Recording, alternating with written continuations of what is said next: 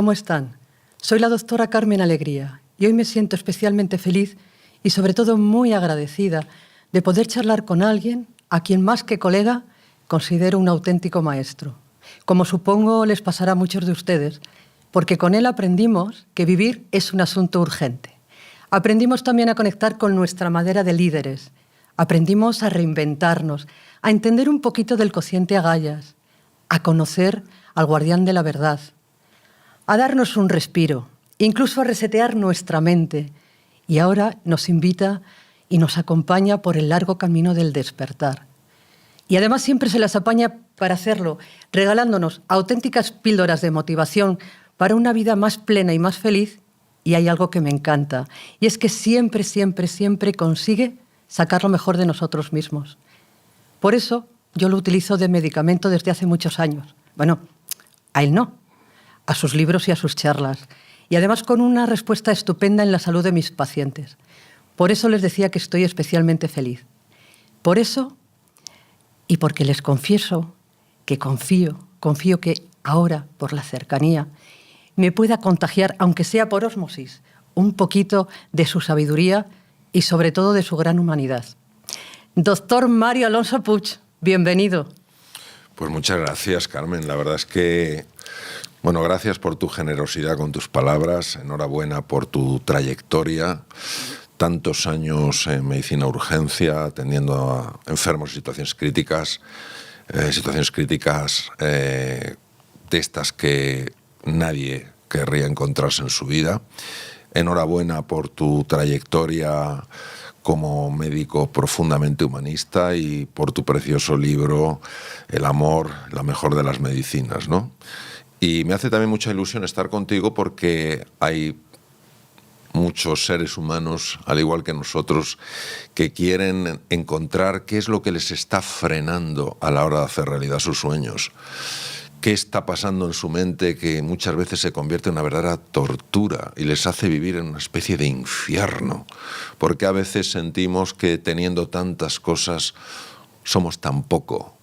¿Por qué nos cuesta encontrar eso que de alguna manera nos ayuda a desplegar alas para volar, ¿no? Entonces, yo tengo mucha ilusión de que estas conversaciones que vamos a tener tú y yo, dos profesionales de la medicina que somos muy vocacionales, tú sigues en el campo de la clínica, yo lo dejé hace más de 20 años, y que entendemos que la medicina no solamente ha de atender a la parte física del ser humano, sino también a su parte mental y espiritual, y que hemos visto por nuestra propia experiencia cómo realmente una conversación tiene un impacto sanador. Pues me hace mucha ilusión en un mundo complejo, incierto y también lleno de oportunidades que compartamos y que hablemos de estos temas con la ilusión de que realmente sean de valor, ayuden a las personas que nos escuchen. ¿Te parece si empezamos un poco dando unas pinceladas sobre el camino del despertar? Sí, El Camino del Despertar es mi último libro, es el libro que he escrito obviamente en mi época de mayor madurez, no solamente por la juventud que ya acumulo, que es bastante, sino por las experiencias que he tenido a lo largo de los años, y de alguna manera he querido reflejar ese camino de vuelta a casa. El camino de despertar es un camino de vuelta a casa, y esto se puede explicar muy fácilmente con una metáfora. Cuando uno por la noche se acuesta y se duerme, tiene la sensación de que está viviendo una realidad. Sin embargo, es una ilusión, es una realidad ficticia, y puede encontrarse en el lugar más distante y además sufriendo cosas terribles. De repente suena el despertador, abre los ojos y se encuentra que está en casa, en su casa. Entonces el camino del despertar muestra cómo volver a casa. ¿Por qué vale la pena volver a casa? Porque la mayor parte de las veces ese sueño en el que estamos metidos cuando dormimos no es un sueño feliz. Suele ser un sueño que tiene o tintes dramáticos o tintes trágicos. Y cuando nosotros despertamos y vemos pues, que tenemos muchas razones para celebrar la vida, para estar contentos, para vivir con ilusión, entonces en ese momento uno se queda sorprendido de haber quedado atrapado durante una serie de horas en un mundo tan oscuro, ¿no? Entonces, el camino del despertar es una invitación sencillamente a abrir los ojos. No los ojos físicos, porque la realidad de la que hablo en el camino del despertar es una realidad metafísica, sino los ojos del espíritu.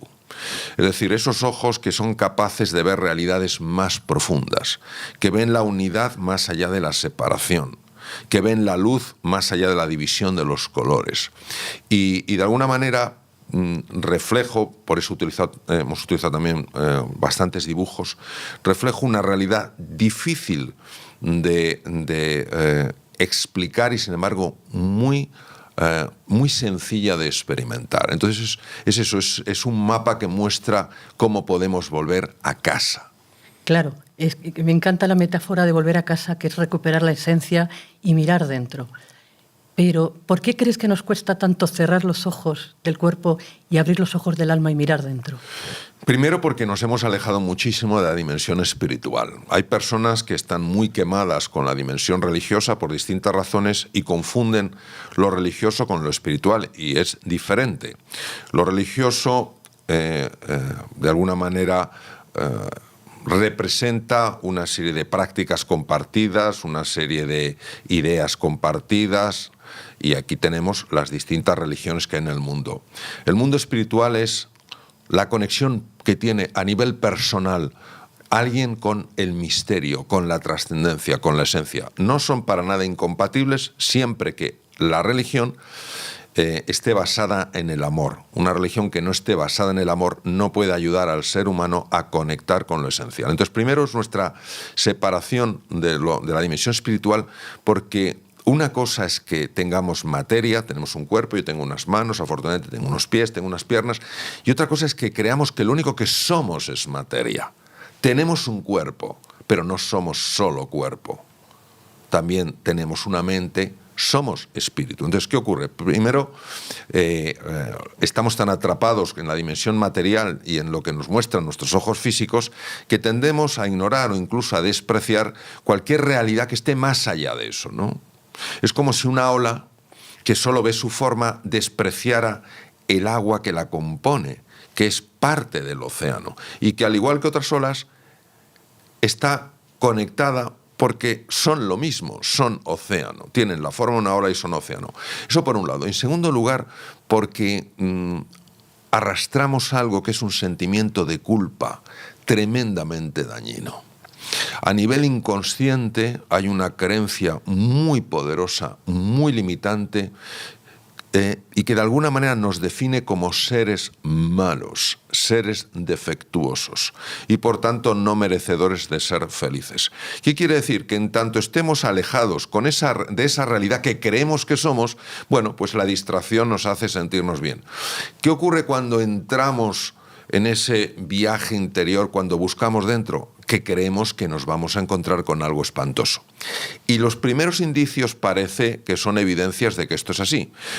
Vamos a suponer que yo salgo de mi casa y veo que está el día súper nublado. Hoy, por cierto, me has dicho que tú viniendo en el coche te has encontrado con un montón de niebla, un montón de niebla. O imagínate nubarrones negros. Y en ese momento dices, ¡qué horror! Sí, eso es lo que tienes ahora. Pero lo que eres no es eso, eso es lo que tienes. Lo que eres es ese cielo azul, donde siempre hay un sol. Entonces, ¿qué quiere decir? Que el viaje interior obviamente pasa por una noche oscura, pero el destino nunca es la oscuridad, el destino siempre es la luz. Por eso, científicos, filósofos, místicos, escritores han pasado por su noche oscura. ¿Por qué nos han llegado con tal ímpetu, con tal fuerza? Porque al final lo que ha representado su obra es la conexión directa con la luz. Entonces nosotros tenemos oscuridad, somos luz. ¿Qué ocurre? Que en el viaje interior o una persona se abre a la posibilidad de que su esencia sea una esencia inocente y hermosa, o no se va a atrever porque va a creer que no hay nada más allá de esos nubarrones. Es como hace 500 años cuando pensábamos que más allá del horizonte había un precipicio lleno de monstruos. Entonces nadie se atrevía. Hasta que Colón y un grupo de valientes marineros demostraron que no solamente no había un foso lleno de monstruos, sino que había no ya un camino a las Indias para traer las valiosas especias que se cultivan allí, sino todo un continente, o sea, un continente como América. Entonces, claro, esto es lo que nos estamos perdiendo por creer que en nuestra esencia no anida la hermosura, la grandeza y la bondad, sino la oscuridad. Y para trascender esa oscuridad de la que hablas, para abrazar la incertidumbre, para entender la diferencia entre religión y espiritualidad, que hablabas hace un momentito también, ¿es necesariamente obligatorio hacer el camino desde la espiritualidad o nos sirven también otras técnicas alternativas? Vamos a ver, nosotros tenemos que distinguir en la condición humana, en la naturaleza humana, tres dimensiones. Una, la dimensión física. Nosotros los médicos, cuando nos encontramos con una persona enferma, tenemos que ver qué le duele, qué síntomas tiene, qué signos tiene e intentar descubrir qué órgano está fallando y de qué manera está fallando. Y esta dimensión es importantísima. Tenemos obviamente una dimensión mental que afecta a la dimensión física. Sabemos perfectamente que los pensamientos tienen un impacto directo en la fisiología e incluso en la anatomía.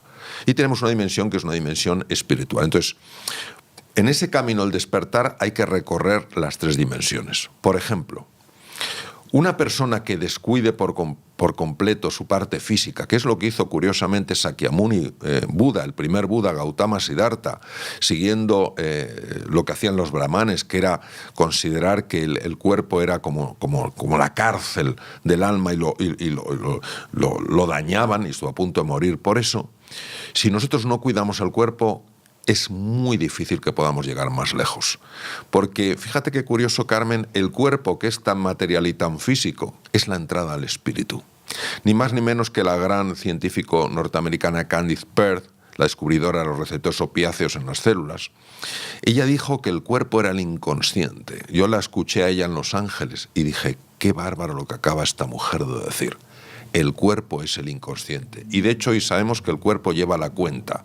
Nuestra experiencia está grabada en nuestras células, en nuestros músculos, en nuestro tubo digestivo, en nuestras vistas en general. Entonces, es el cuerpo. Entonces, lo primero que hay que hacer es conseguir que el cuerpo sea un cuerpo relajado, sea un cuerpo que se destense, que se aflojen esas corazas neuromusculares, que no somos conscientes de ellas porque nos hemos acostumbrado. Es decir, como quien lleva una mochila, le van poniendo piedrecitas, una a una, y no se da cuenta, y al final va doblado y dice, no, yo soy así, no es que tienes una mochila que pesa 20 kilos, y pues vas doblado, ¿no? Entonces, yo creo que lo primero que necesitamos es amar nuestro cuerpo.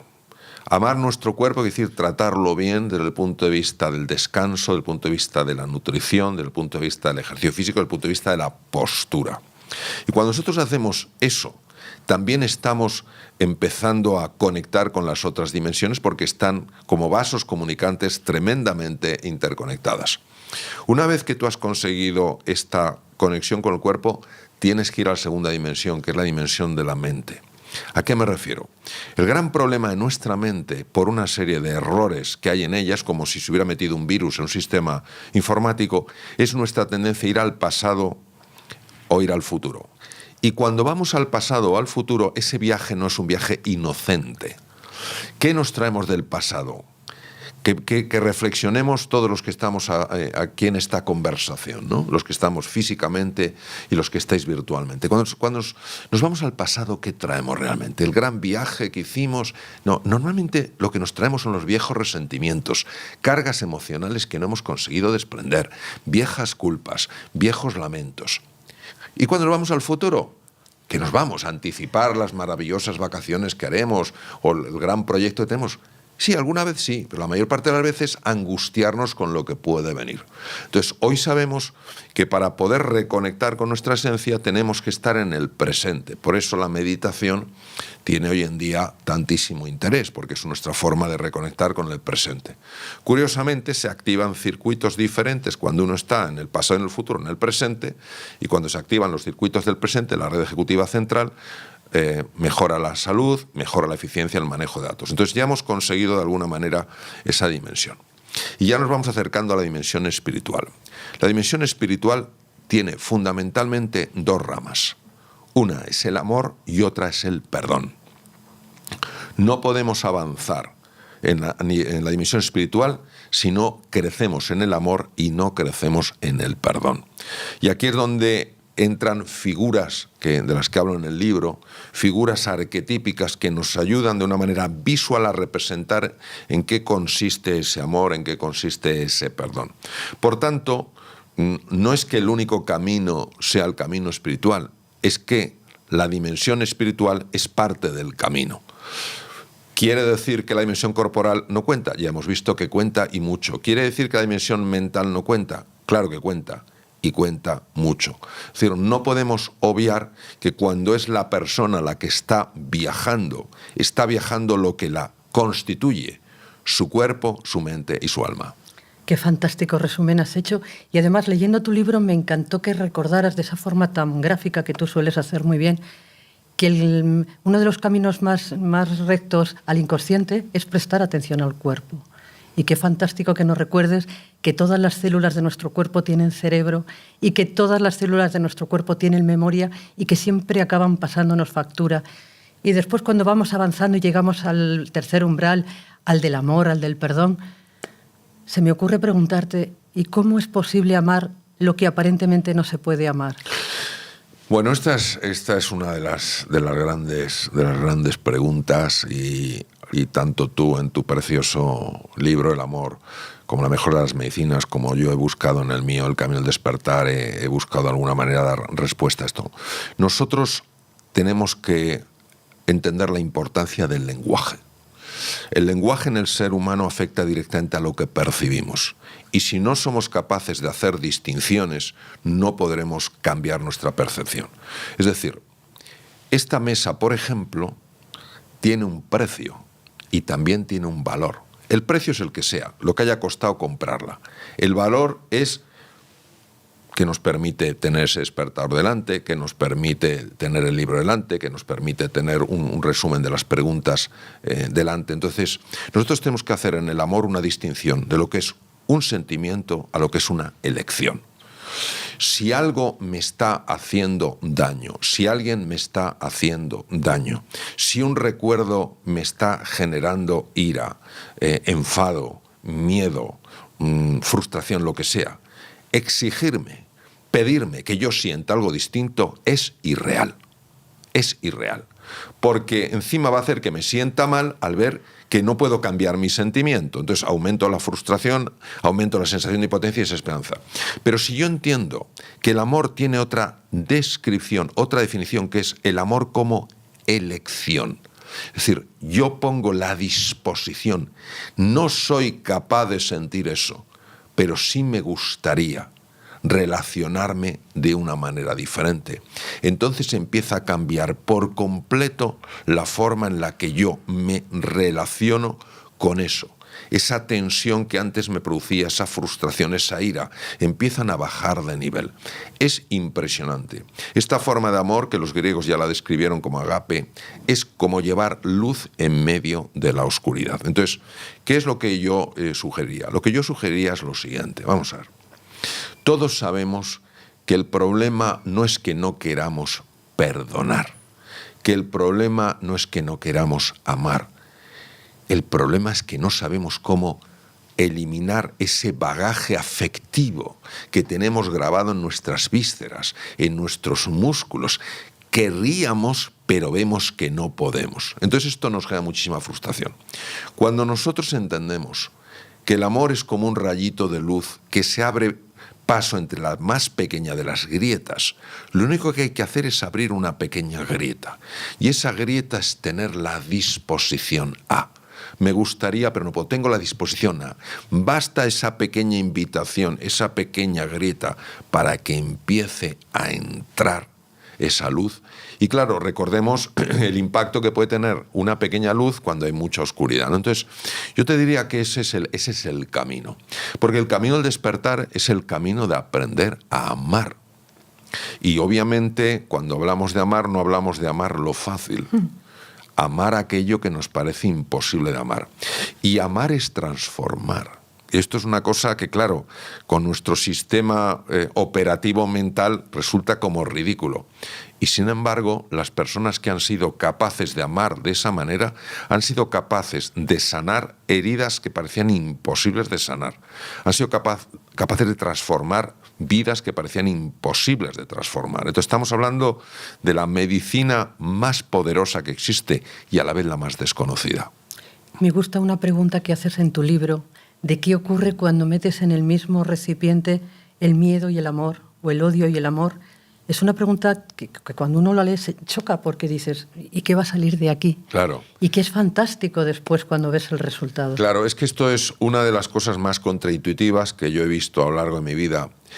Y la razón es porque intentamos resolverlo con un nivel de conciencia que no es un nivel de conciencia óptimo. Claro, dices, vamos a ver, si tú metes miedo y metes amor... Parece incompatible. Claro, dices, son incompatibles. Esto está basado en algo que se llama la mente dualista, es decir, lo uno o lo otro. El agua y el aceite son incompatibles. Entonces, vamos a suponer que fueran compatibles, bueno, pues ganará un poco más uno de ellos. A lo mejor tendrás un poquito menos odio y un poquito más de amor. Depende del día. Y ese es nuestro error. Porque cuando nosotros nos damos cuenta, y esto habla maravillosamente el taoísmo de Lao Tzu, el yin y el yang, cuando nos damos cuenta de que más allá de la dualidad existe una unidad completamente distinta a lo que había, entonces nos abrimos a una realidad completamente diferente. Suelo poner un ejemplo muy básico, yo lo aprendí de Gerald Edelman, tuve la ocasión de estar con él hace años, Premio Nobel de Medicina. Él hablaba del oxígeno y el hidrógeno. El oxígeno y el hidrógeno podríamos pensar que están enfrentados. Sin embargo, cuando se conectan con condiciones de presión y temperatura adecuados, surge algo nuevo que es el agua. Ninguna propiedad, ni física ni química del agua, pueden ser deducidos de los gases de partida. Lo que surge de la combinación entre el amor y el odio, es decir, de trascender, entre el amor y el miedo, de trascender, de ir más allá de ello, es creatividad, es alegría, es entusiasmo, es confianza, es paz interior. ¿De dónde ha salido eso? Bueno, ¿de dónde salió el agua? De que en lugar de verse el oxígeno y el hidrógeno como dos extremos, como dos polaridades incompatibles, se han visto como tremendamente complementarios. Entonces, encontrar esta complementariedad donde parece que lo que hay rivalidad, eso para mí es el arte de los artes. A mí me gusta llamarlo, en el libro lo llamo así, la alquimia del universo. La alquimia. Porque la alquimia es la antigua ciencia medieval que buscaba convertir el plomo, cualquier metal, en oro.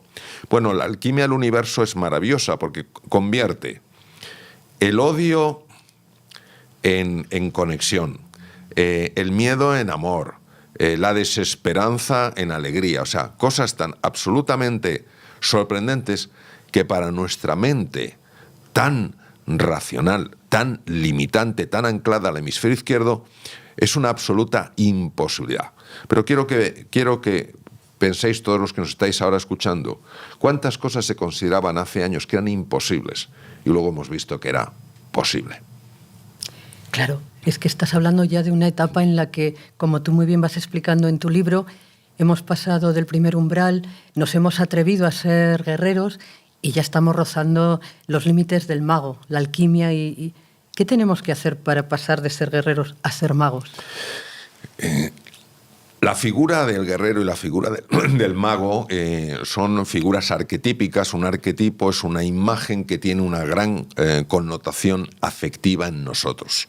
Es decir, de alguna manera basta que tú traigas esa imagen para que salga de ti una fuerza especial. ¿Por qué? Porque esa imagen está en el inconsciente y está conectada con sentimientos, con experiencias y con emociones. Las dos figuras arquetípicas por excelencia en el camino del despertar, hay muchos arquetipos, yo he elegido dos porque para mí son sin duda los más representativos, son el guerrero y el mago. ¿Qué es el guerrero? ¿Quién es el guerrero? El guerrero es una persona, un hombre, una mujer, que deciden no salir huyendo cuando se encuentran frente a lo que no les gusta ver de sí mismos, sus sombras. Tampoco se quedan bloqueados, no toman una actitud sumisa, ni se enfrentan, ni se enfadan, simplemente se mantienen. Esa es la figura arquetípica del guerrero. No es un guerrero agresivo, es un guerrero pacífico, pero es un guerrero, es la fuerza del carácter, es la presencia, es no me muevo, no me muevo. ni me vuelvo una persona sumisa, ni salgo corriendo, no me muevo. Cuando uno es capaz de mantener esa fuerza, esa presencia, ese carácter, sucede algo sorprendente, sucede algo impresionante, que es que empieza a cambiar todo ese entorno en el que la persona está. Hasta ahora se estaba enfrentando con cosas que tendían a asustarle, por eso le llamo en el libro los dragones o los demonios, y le invitaban o a bloquearse o a tomar una actitud sumisa o salir huyendo. Ahora se ha quedado quieto, se ha mantenido, ha aguantado el tipo. Y los dragones o los demonios, en sentido arquetípico, desaparecen y aparece una puerta. En realidad son una puerta. De hecho, en los países budistas de los Himalayas, el Tíbet, Bután, etcétera, en la ascensión a los monasterios a veces te encuentras figuras que son como demoníacas, con unos dientes horribles, unas miradas espantosas.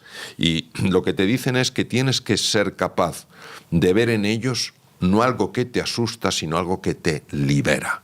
Por tanto, la relación con ellos es lo que les cambia a ellos.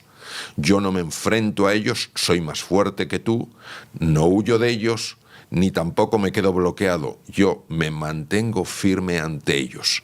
Y de alguna manera ellos empiezan a cambiar y donde había ese monstruo, ese dragón, ese demonio, se abre una puerta. ¿Y quién sale de esa puerta? Sale nuestro niño herido. Todos, lo sepamos o no, acarreamos traumas, microtraumas, desde que somos pequeños. ¿Y esto por qué? Porque todos aspiramos a un amor incondicional, que es el que conocimos antes de tener esta forma material, y esto no te lo da casi nadie. Entonces tenemos ese trauma, tenemos esa herida. Incluso hay personas que han sufrido mucho por causa de otras personas. Entonces sale el niño herido. El niño herido es el niño que se ha defendido generando esos dragones, generando esos demonios, y ahora se ve desnudo ante una persona. Esa persona le abrazará o le despreciará. Y ahí es donde aparece la figura del mago. El guerrero representa en el taoísmo la energía yang, la energía masculina, mientras que el mago representa la energía yin, la energía femenina.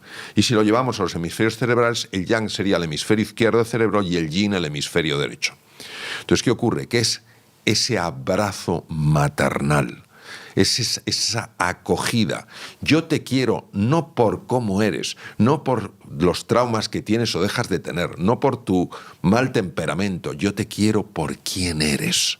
Y en ese abrazo es donde se produce la sanación del niño herido, ¿no? La sanación de nuestras heridas emocionales. Por eso el mago no puede entrar si antes no le ha abierto el camino el guerrero, porque el mago no lidia con los dragones.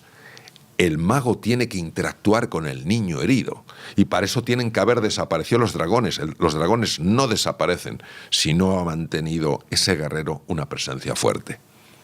Y te escucho y me emociona, porque creo que todos tenemos dentro nuestro niño, y lo importante es que aprendamos a abrazar ese niño desde la aceptación absoluta y lo curativo que debe de ser. Sí. Tú hace, yo creo que cerca de 30 años, Carmen, ya con tus enfermos ya les hablabas de la importancia de dar abrazos, y posiblemente te hubieran mirado quizás algunas personas, incluso compañeros tuyos, con unos ojos un poco sorprendidos. Hoy en día se sabe perfectamente, llevamos hablando de esto años, que los abrazos producen la liberación de oxitocina. La oxitocina es una hormona que tiene un impacto enorme, no solo en la generación de vínculos emocionales, sino en la protección del corazón. Es de las pocas hormonas que es capaz de cortar el eje del estrés crónico, el eje del distrés, la liberación constante de cortisol. Y fíjate, entonces, quiero decir, a nivel intuitivo, esto es extraordinario, pero es que a nivel científico ya es que es incuestionable. ¿Qué quiere decir? Que tenemos que ser capaces de abrazar aquello que a veces más nos cuesta abrazar. Jung, que fue un adelantado en su época, una persona con una visión de tal profundidad, dijo: lo que se resiste persiste, lo que se abraza se transforma. Y en ese transformar a veces se desvanece, es decir, tú abrazas al niño herido y ese niño se transforma. ¿Por qué? Porque se desvanecen sus heridas. Porque en el fondo esas heridas, ¿qué representan? Una carencia de amor. Y entonces si tú le das ese amor, la herida por sí sola sana. Y es importante recordar que estas heridas, cuando sanan, tienen repercusiones enormes en todas las dimensiones de la persona, incluso a nivel físico. Hay muchas enfermedades físicas, y tú lo sabes bien, eres una experta en medicina de urgencias y en UBI, hay muchas enfermedades físicas que son la pura expresión de heridas no sanadas. No hablemos de temas mentales, personas que arrastran constantemente la sensación de que no valen lo suficiente y que no merecen ser felices porque no han sanado una herida. Y a nivel espiritual, personas que no quieren volver sus ojos a la vida, al universo, a Dios, como cada uno le quiera llamar, porque creen que son indignos, cuando siempre han tenido esa dignidad. Fantástico, me quedo con el abrazo, y además lo bueno del abrazo es que cura tanto al que lo da como al que lo recibe. Sí, eso es así. Gracias de corazón y un abrazo del alma. Igualmente, igualmente.